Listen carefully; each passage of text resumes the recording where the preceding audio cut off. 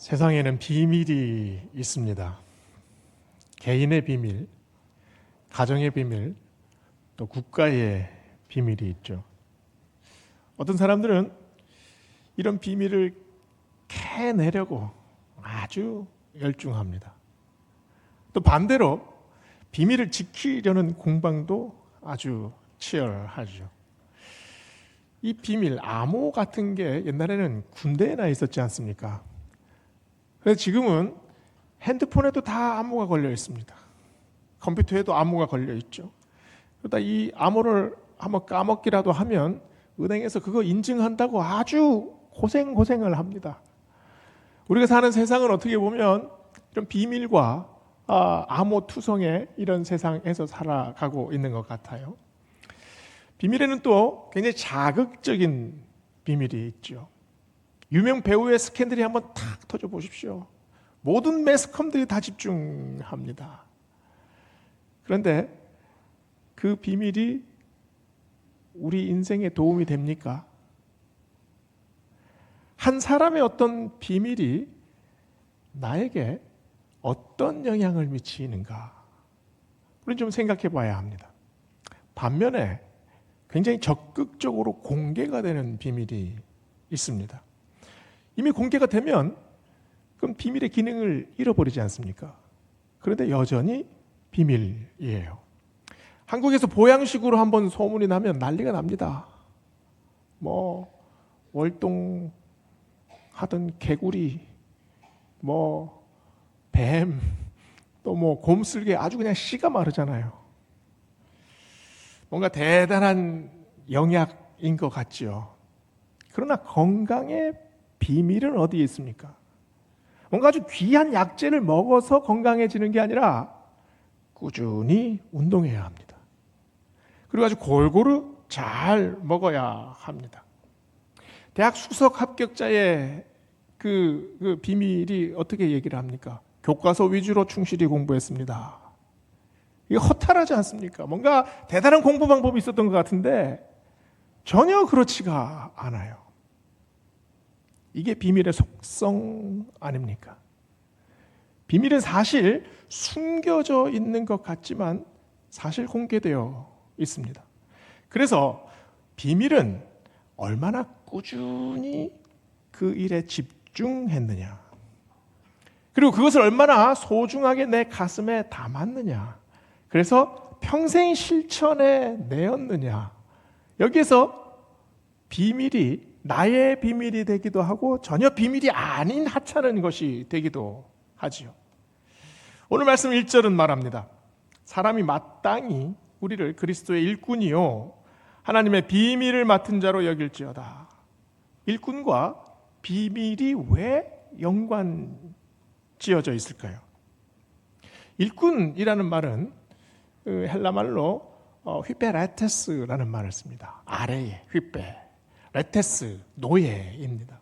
그러니까 이 일꾼은 사실 그 옛날 로마의 그 전쟁터에 난 갈리선이 있지 않습니까? 그 밑에 배 밑창에 이 노예들이 그냥 땀을 뻘뻘 흘리면서 막 그 노를 저어요. 이게 휘페레테스입니다.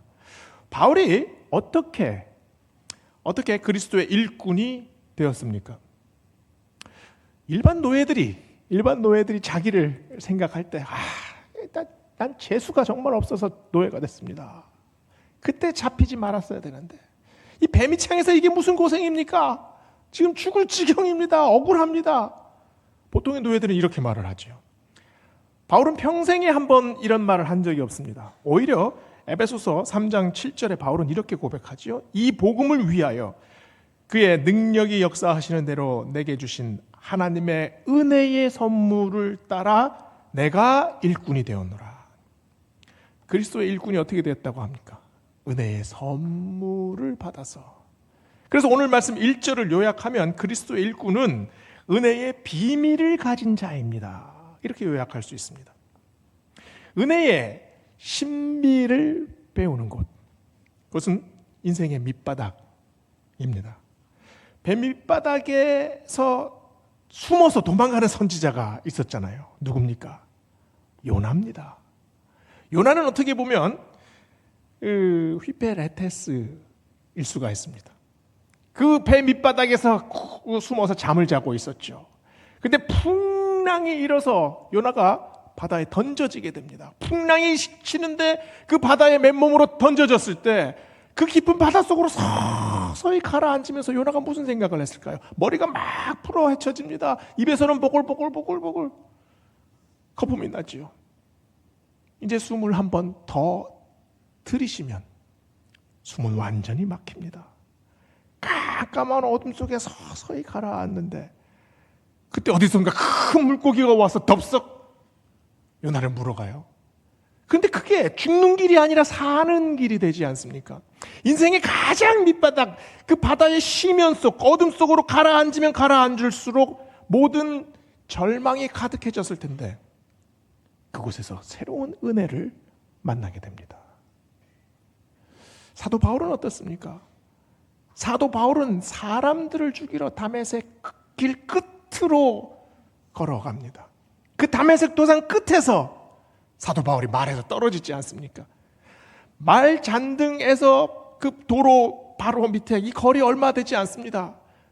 그러나 그때 마치 번개를 맞은 것처럼 눈이 확 멀어지면서 어둠 속으로 추락할 때 사도 바울이 무엇을 느꼈을까요? 깜깜한 그 시면 속으로 사도 바울은 계속해서 떨어집니다. 아무것도 들리지 않고 아무것도 보이지 않아요. 근데 그 어둠 속에서 들리는 한 말씀이 있었잖아요. 사울아, 사울아, 네가 왜 나를 핍박하느냐? 이 음성이 바울의 심장을 두근두근하게 만듭니다. 바울은 평생 이 음성을 잊지 못했습니다.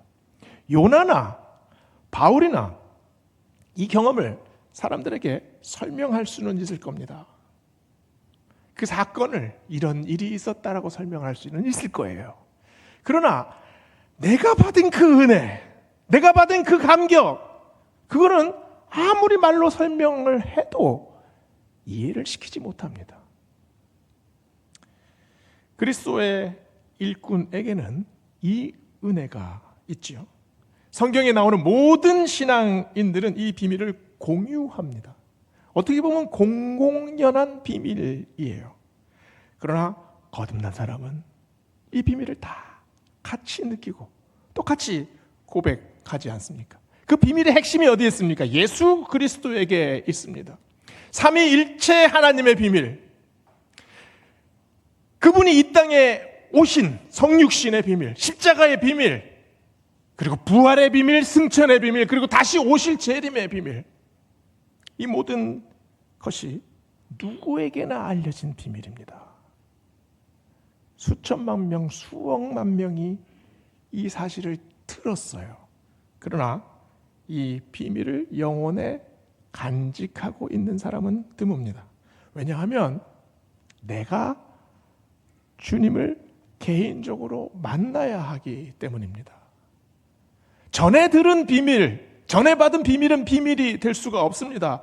그 비밀이 내 가슴에 새겨져야 합니다. 내 인생을 뒤흔들어야 합니다. 나를 다시 뜨겁게 만들어야 합니다. 그래서 나를 변화시켜야 합니다. 그래야 그것이 진정한 비밀이 되지 않습니까? 이게 하나님께서 자신의 비밀을 계시하시는 방법입니다. 다른 사람은 알아도 알지 못하는 비밀, 정말 내 인생의 영혼 속에서 소중하게 간직하고 있는 비밀, 다 공개된 비밀이지만 너무 소중한 비밀 아닙니까? 그래서 고린도후서 4장 7절은 이렇게 말합니다. 우리가 이 보배를 질그릇에 가졌으니 이는 능력의 심히 큰 것이 하나님께로 있고 우리에게 있지 아니함을 알게 하려 함이라. 그 보배가 어디에 있습니까? 투박하고 상처나고 깨지고 보잘것없고 어쩌면 길거리에 버려졌던 것 같은 그런 아주 흙으로 만든 하찮은 우리 인생의 그릇, 그 그릇 안에 하나님께서 은혜를 부어주셨습니다. 그 은혜를 담은 그 그릇도 역시 보배가 되지 않습니까? 비밀을 맡은 일꾼은 그 다음 단계로 이동합니다. 2절은 말하죠. 그리고 맡은 자에게 구할 것은 충성이니라. 은혜 받은 사람은 당연히 충성합니다. 충성할 때 우리는 우리 자신을 막 독려하죠. 그래도 충성해야지. 아무리 힘들어도 내가 충성해야지. 그런데 충성을 내가 내 안에 있는 것을 자꾸 이끌어내려고 하면 우리는 금방 지칩니다. 충성은 당위가 아니라 그리스도인의 존재 방식입니다. 충성해야 한다가 아니라 충성의 사람으로 조금씩 변하여져 가는 거죠. 그래서 맡은 자에게 구할 것은 충성이라 할 때 이 충성을 피스토스라는 단어를 썼어요. 그런데 믿음이라는 단어가 피스티스입니다. 성경에서는 이 충성과 믿음, 피스토스와 피스티스를 계속해서 혼용해서 쓰고 있습니다. 그래서 2절을 다시 생각해 보면 맡은 자는 자신의 믿음을 증명한다. 이렇게 해석되어질 수 있을 겁니다. 요한계시록 2장 10절에 죽도록 충성하라라는 말씀이 나오잖아요. 계시록이 언제 쓰여졌습니까? 그 도미티안 황제의 박해 시절 수많은 사람들이 죽어갔습니다. 그때 요한 사도가 성도들에게 전한 말은 죽을지언정 믿음을 지켜라. 죽도록 충성하라. 이 충성이 믿음과 연관되어 있습니다. 한자로 충을 쓸 때 가운데 중자 밑에 마음 심자를 쓰지 않습니까? 그 심이 뭡니까? 우리 마음의 중심에 두어야 할 것. 그게 믿음 아닙니까? 그래서 충성은 행동이나 일이 아니라 우리 영혼의 역동입니다. 우리 영혼을 움직이시는 하나님의 능력, 그 능력이 우리 안에 들어왔을 때 우리의 마음에 충성하는 마음이 생겨나게 됩니다.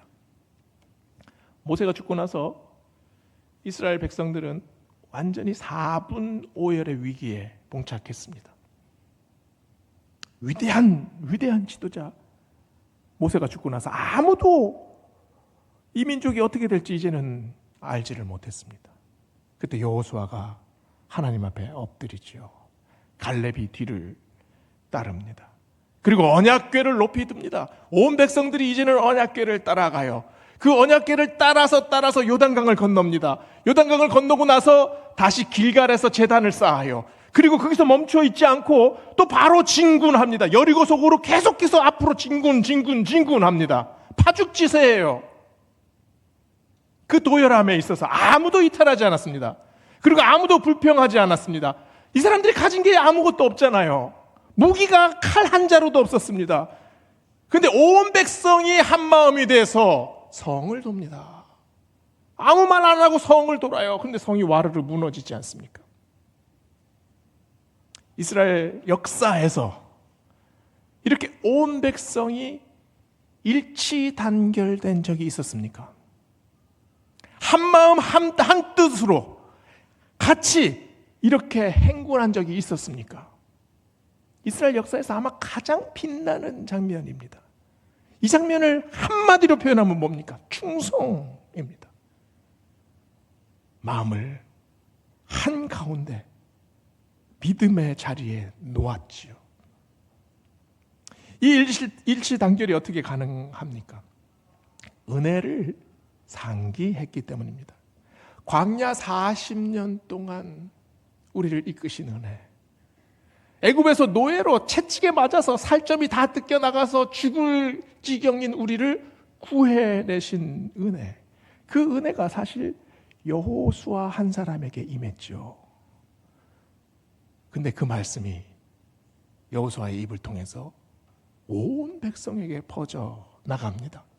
그 말이 무슨 말입니까? 좌로나 우로나 치우치지 마라. 두려워하지 마라. 겁내지 마라. 네가 어디를 가든지 내가 너와 함께 할 거다.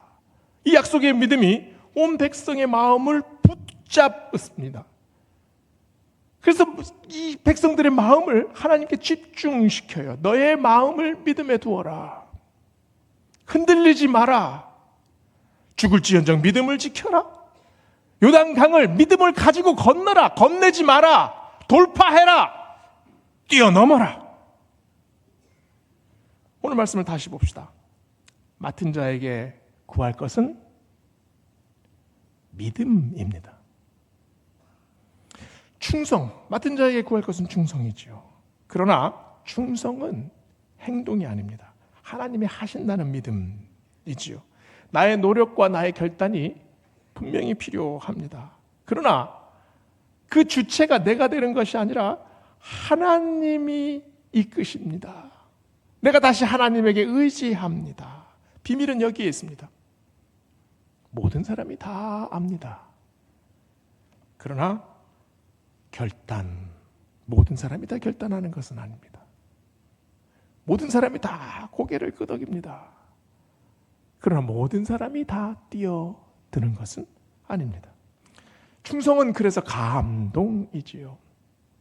출애굽기에서 하나님의 영이 임할 때 하나님께서 성막 주위에 안개처럼 쫙 임하십니다. 그걸 하나님의 쉐키나라고 해요. 하나님의 거룩하심이죠. 그 하나님의 거룩하심이 우리를 충성으로 인도하십니다. 내가 결단하는 것이 아니라 하나님께서 우리의 마음에 그 충성하는 마음을 주십니다. 그래서 은혜와 충성의 관계는 신비롭습니다. 충성이 번져 나가거든요. 충성이 번져 나가는 일은 은혜가 퍼져나가는 일과 동일합니다.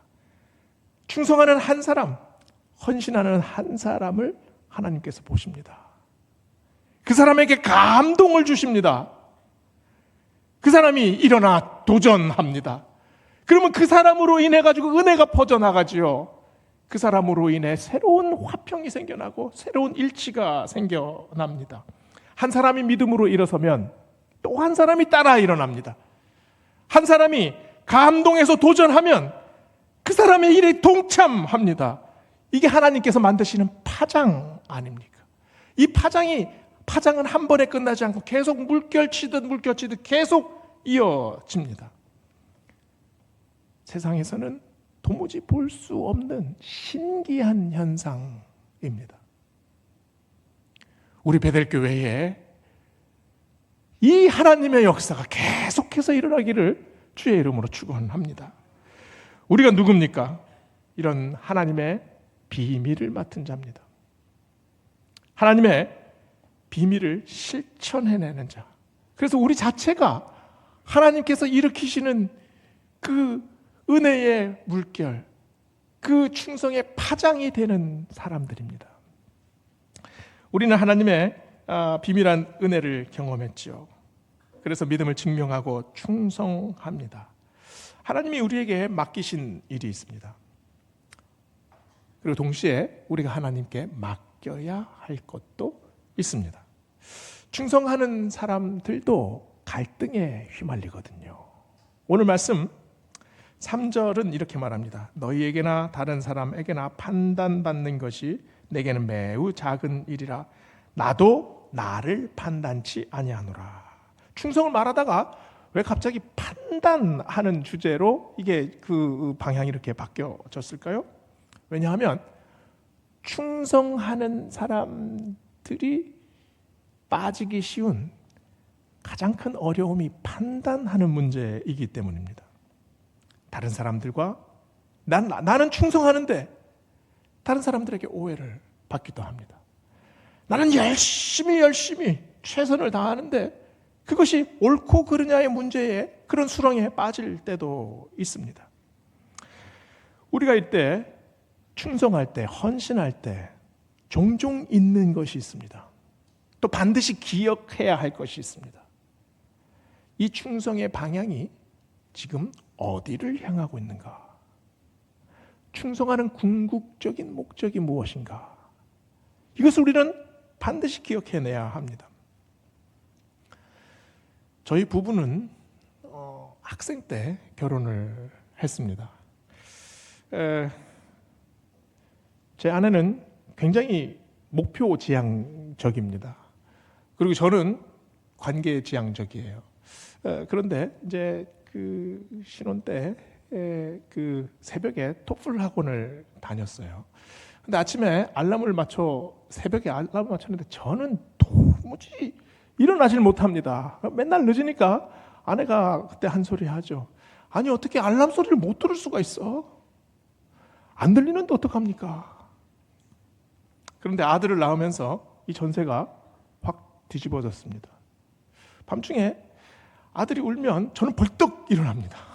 그래서 아들을 달래고 어르고 있어요. 근데 한참이 있으면 이제 아내가 눈을 부지시 하면서 일어나요. 그럼 제가 그때 무슨 말 하겠습니까? 아니 애 울음소리를 어떻게 안 들을 수가 있어? 가족의 미래를 위한 마음은 통일합니다. 하나님이 우리에게 자녀를 주신 이유가 뭡니까? 우리에게 직장을 주셔서 또 가족을 섬기게 하신 이유가 뭡니까? 이 과정 속에서 우리는 우선순위의 문제에 빠지기도 합니다. 그리고 최선을 다하는 방법이 어떤 방법이 좋을지 서로의 판단이 다르지요. 여기서 다툼이 생겨나기도 합니다. 그러나 하나님께서 우리를 부부로 맺어주신 이유, 우리를 한 가족이 되게 하신 이유, 우리를 한 성도로 만드신 이유는 여기서 성숙되기 위함입니다. 갈등이 있지만 그 갈등에서 우리가 하나님께서 원하시는 순종과 성숙함으로 좀 더 가까이 다가가게 하심이지요. 내가 몰두하는 것 중요합니다. 그러나 또 다른 중요성이 있다는 것도 우리가 염두에 두어야 합니다. 그래서 갈등을 이해하고 또 인정하고 또 조율하고 또 다시 일치되는 일, 굉장히 중요한 일입니다. 사도 바울은 로마서 8장 28절에서 이렇게 고백합니다. 우리가 알거니와 하나님을 사랑하는 자 곧 그 뜻대로 부르심을 받은 자들에게는 모든 것이 합력하여 선을 이루느니라. 하나님을 사랑하는 자, 하나님의 뜻대로 부르심을 받은 자가 누굽니까? 하나님의 비밀을 맡은 자, 그리스도의 일꾼, 충성된 자, 바로 그 자 아닙니까? 그리스도의 일꾼은 이런 차이를 줄여가기 위해서 모색하고 노력합니다. 무엇보다도 기도하지요. 하나님께서 원하시는 합력하여 선을 이루는 일이 어떤 일입니까? 저에게도 알려주십시오. 우리의 생각과 마음을 지켜주시옵소서. 하나님이 반드시 이 일을 하게 하십니다. 충성이 믿음인 이유가 여기에 있잖아요. 로마서 8장 28절을 어떻게 시작합니까? 우리가 알거니와. 무엇을 압니까? 하나님이 이 일을 하신다는 사실을 우리가 압니다. 그래서 내가 판단하는 일, 그리고 내가 판단받는 일조차도 하나님께서 우리를 단련하시는 과정 중에 하나입니다 라는 것을 깨닫게 하십니다. 가정이나 교회나 실수하고 어려움에 빠질 때도 있습니다. 그러나 살아나는 가정은, 살아나는 교회는 방법을 찾습니다. 실수하고 그 실수를 다시 돌아보고 또 기도하고 다시 깨닫고 깨졌던 마음들을 다시 모으고 그러면서 자꾸 성숙한, 하나님 앞에서 성숙한 교회, 성숙한 가정으로 나아가지 않습니까? 조선시대 유명한 충신 두 사람이 있죠. 병자호란 때 이 청나라 그 군대가 막 파죽지세로 몰려왔습니다. 인조는 한양을 버리고 남한산성으로 도망갑니다. 그때 죽음을 각오하고 끝까지 싸울 것인가, 아니면 백성들의 생명을 생각해서 굴욕적인 항복을 할 것인가, 이 두 가지 갈등이 첨예하게 대립됩니다. 싸우자는 김상현이 눈물을 흘리면서 말하죠. 자고로 죽지 않는 사람이 없습니다. 죽는 것은 감당해도 오랑캐에게 목숨을 구걸하는 일은 불가합니다. 이렇게 고하죠. 그때 항복하자는 최명길이 피를 토하면서 고합니다. 나라와 백성의 생명을 생각하지 않는 왕은 절개를 지키겠다고 자식을 내팽개치고 개울물에 빠져 죽는 필부와 다름없습니다. 신념과 신념이 충돌합니다. 그 결과를 우리는 알고 있죠. 조성은은 항복을 택합니다. 그 후에 청나라 심양에서 이 두 사람이 감옥에서 만났습니다. 언제 죽을지 알지 못해요. 밤이 맞도록 이 두 사람이 자기의 입장에 대해서 서로 이야기를 합니다. 그때 최명길이 이런 말을 해요. 끓는 물과 얼음 모두 물이지 않습니까? 가죽옷과 모시옷도 같은 옷입니다. 이 말을 나누면서 김상원이 이러죠. 오늘 평생의 의심을 다 풀었구려. 이 말이 무슨 말입니까? 두 사람이 서로 입장은 달랐지만 나라를 생각하는 마음, 나라를 걱정하는 마음은 동일하다는 것을 그 감옥에서 서로 확인했다는 말입니다.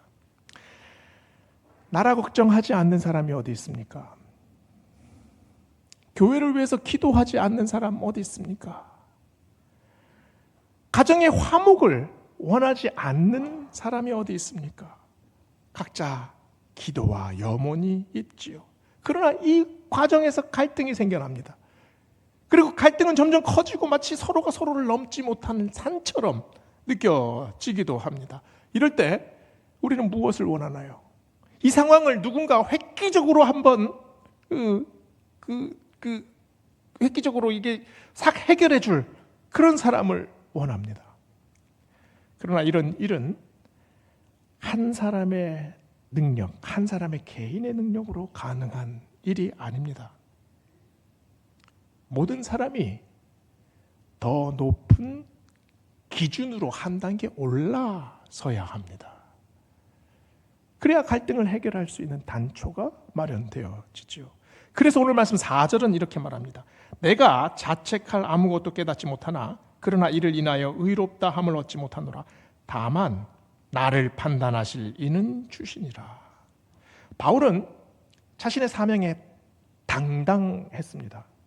그리고 다른 사람들이 아무리 비난해도 나는 흔들리지 않는다 자신했습니다. 자책할 것이 아무것도 없다고 그렇게 아주 자신했지요. 그러나 아무리 그러하다 하더라도 자신을 의롭다 말할 수는 없습니다. 자신에게 내리는 판단, 그건 지극히 개인적인 판단이죠. 그리고 자기네 소견은 너무나 좁디 좁습니다. 미래를 내다볼 수가 없어요. 그래서 사도 바울이 말하잖아요. 오직 나를 판단하실 분은 하나님이십니다. 웰컴 투 동막골이라는 영화가 있습니다.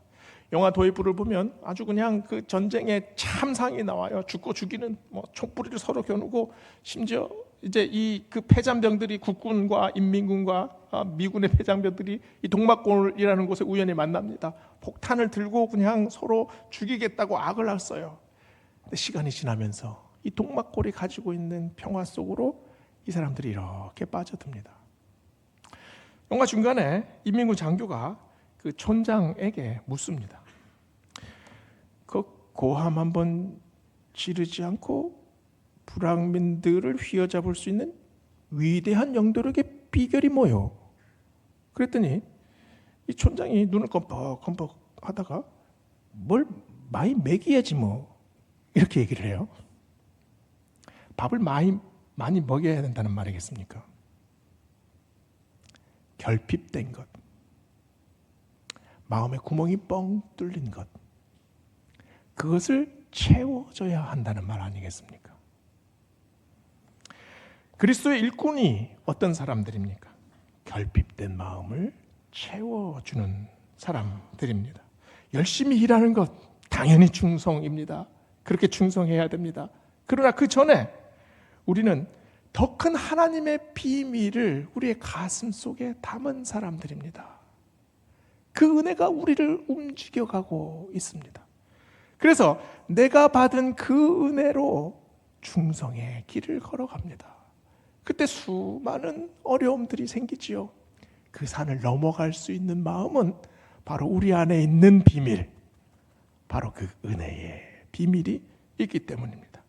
오늘 말씀을 보면서 다시 한번 생각해 봅시다. 우리 교회에 매일 매주일 부르는 찬양이 있죠. 주를 섬기는 것에 후회가 없습니다. 주인도 따라 사랑과 충성 늘 바치는 우리 배달교회 온 성도들 되시기를 주의 이름으로 축원합니다.